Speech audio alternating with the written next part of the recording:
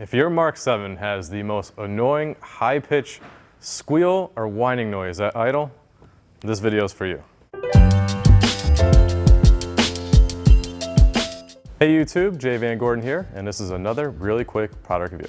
All right guys, so this is your PCV valve or oil separator or crankcase breather valve, whatever you want to call it. It's basically all the same system. This sits right on top of your engine and is a very common wear item or failure item on your Mark 7.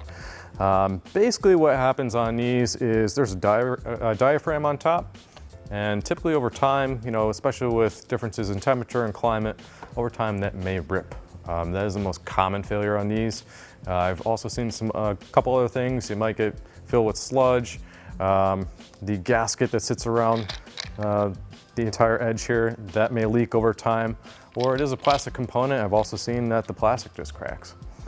So this is very common and it's very easy to replace. Typically to replace this, I'd give it probably about half hour, 45 minutes tops.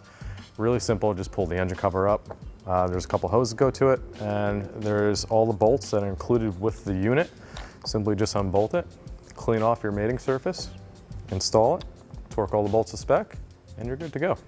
So how do I know when it's time to change one of these or when it fails? Well, typically, like I already mentioned, you're gonna have a really high-pitched squeal or whining sound that's coming from the engine, and it's always gonna be at idle. Secondly, you're probably gonna have a check engine light. And third, the codes for the check engine light are either gonna be lean codes or fuel trim codes. The unit we have here in front of us is a genuine Volkswagen unit. I would recommend sticking with the genuine Volkswagen. There are some other aftermarket components in the industry. Not to discount those other brands, they are pretty good, but with my experience, I've actually seen the genuine hold up the longest.